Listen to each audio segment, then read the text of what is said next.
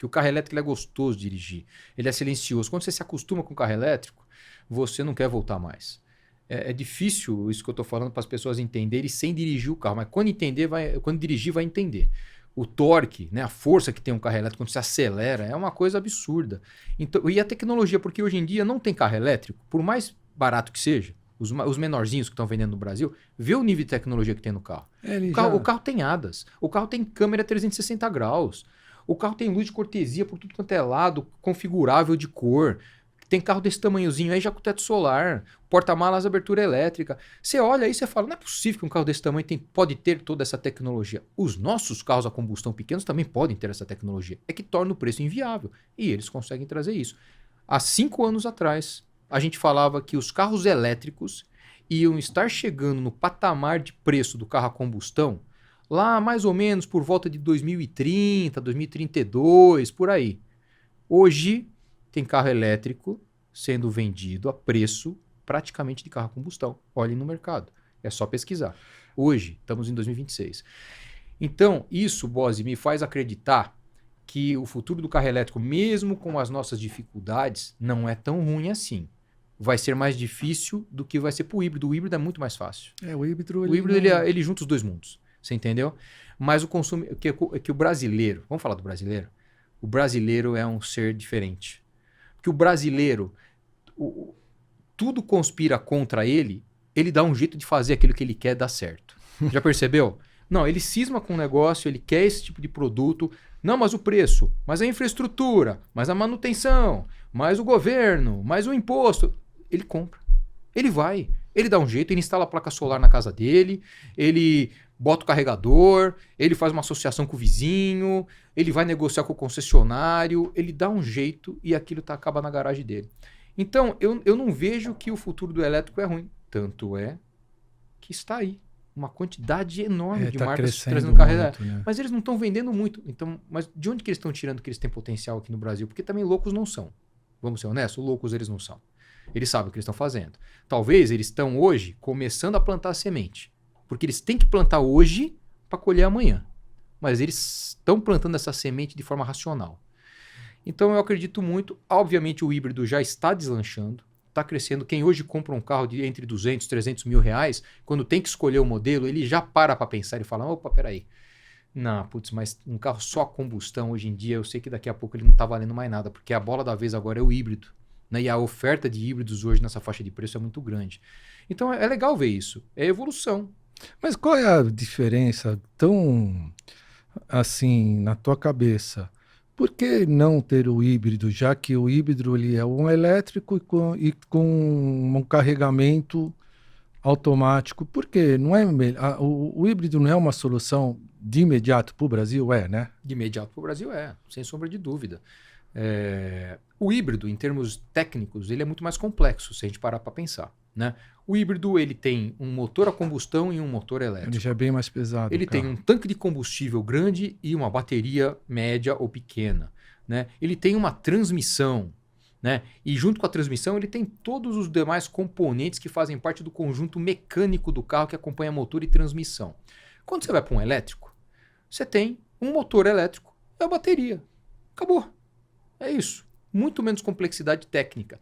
O carro elétrico ele ainda é mais caro que o carro híbrido, por enquanto, por conta do custo da bateria. Porque no carro híbrido a bateria é menor e é a bateria que representa a maior parte do custo no carro elétrico. Né? Mas o custo das baterias vem diminuindo muito ao longo dos anos. Inclusive existem já novas tecnologias de bateria que os chineses estão criando, que se derem certo, o preço vai despencar. Se esse preço despencar, acabou o problema do carro elétrico. Acabou. Então, o preço não vai ser problema em pouquíssimo tempo. Né? Aí é a questão de adaptação dos mercados.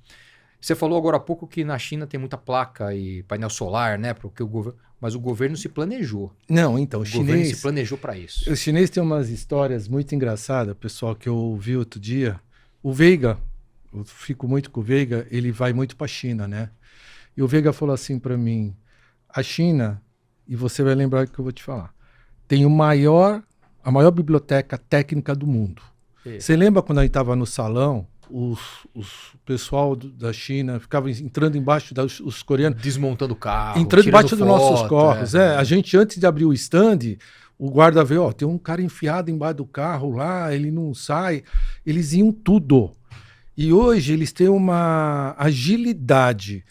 Tipo assim, eles não precisam desenvolver. Hoje eles têm os melhores designers do mundo, estão na China, o cara da Porsche, o cara da Volks, do Giugiaro, do estudo de Giugiaro, estão tudo na China.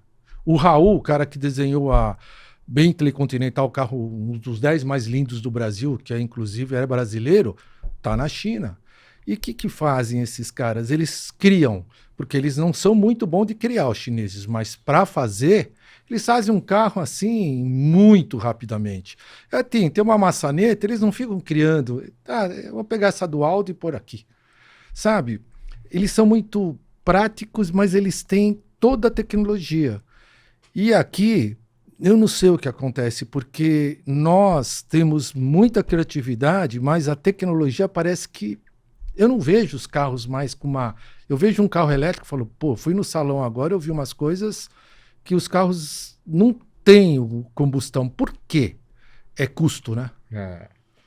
É complicado. O chinês, ele chegou num patamar de criatividade. A gente sempre brincava, né? Quando estava na Volks. Eu me lembro claramente até hoje de um alemão lá na Volks uma vez, pegou um carro chinês lá para a engenharia desmontar. E ele batia no teto do carro, falava, não precisa desmontar, eu vou dar 2 tapas aqui no teto e ele vai desmontar, né? E ele dava os tapas no teto, né? Mas assim, tirava um sarro, né? Olha a evolução. Olha a evolução. Você pega... Eu lembro, né? A gente trabalha em uma empresa alemã, a gente sabe disso, né? Teste para deixar alemão feliz em engenharia. Pega a porta do carro e bate a porta do carro, né? Aquela maciez no fechamento, né? Olha só, pá, pá. A porta do chinês faz isso até melhor hoje em dia, né? E falando de criatividade, a indústria automotiva chegou num patamar que você fala assim, porra, não tem mais o que inventar pro carro, né? Os caras já colocaram tela no teto, banco que faz massagem, banco elétrico lá na última fileira. Porra, o que mais que vão inventar? O carro autônomo. Essa empresa que eu tô agora, no outro dia, eles vão lançar um carro lá fora, eles inventaram um negócio que eu falei, de onde que o cara tira essas ideias, né? No multimídia, que agora o multimídia cada vez é maior, tem carro, né? Uma tela enorme, né? de... Porra, você configura o que aparece. Você lembra quando lançou o Passat? Que a lanterna do Passat, no modo lanterna, ficavam uns tracinhos na horizontal. Aí quando o cara freava, o tracinho ficava vertical. Lembra disso? Sei, aí o pessoal falava, nossa, que legal, que lanterna moderna, tal, tal, tal. Os caras criaram para esse carro chinês aí agora, no multimídia você tem uma tela para configurar a lanterna traseira. O que é isso? Aparece o desenho da lanterna, você com o seu dedo, você vai lá, você desenha alguma coisa na tela do multimídia. Que vai ficar lá. Esse desenho aparece na lanterna. Pra que serve isso, Henrique? Pra nada. Mas é legal. É legal. Você pode botar um emoji, você pode botar uma carinha sorrindo. Sei lá, você pisa no freio, acende uma carinha sorrindo pro cara de trás. Mas é isso, entendeu? Que acontece, Henrique. Começa se começa a não ter mais nada o que fazer, começam a fazer coisas que não tem grande significado. Mas depende, cuidado. A gente tem mania de achar isso. Há pouco tempo atrás eu estava falando com um parceiro nosso da indústria automotiva, João Anacleto. E ele comentou sobre estar um dia com um carro de uma empresa chinesa que ele estava brincando, ele estava testando, e ele levou para casa, e esse carro tinha karaokê. Eu fui um dos que criticava e tirava sarro de karaokê em carro. Falei, karaokê em carro, pra que isso, né? Pra que serve? Os filhos dele. Falou que os filhos não saíram dentro do carro. Diz que os filhos queriam que comprasse o carro. A mulher adorou. Você entendeu? 70% das vendas de carro tem a influência da mulher. Isso. Certo? E assim, você acha que os filhos batendo no seu pé e falando assim, vai, compra, eu quero esse carro. Eu vi agora que saiu um carro chama da Joystick, que faz videogames, a Sony, não sei se chama a versão Joystick. Parece que o carro tem joystick também dentro para você jogar. Dirigir. Para dirigir. Não, mas tem carro que inclusive tem o videogame já acoplado no multimídia, você joga. Você joga ali, você baixa o jogo, você joga ele dentro do carro.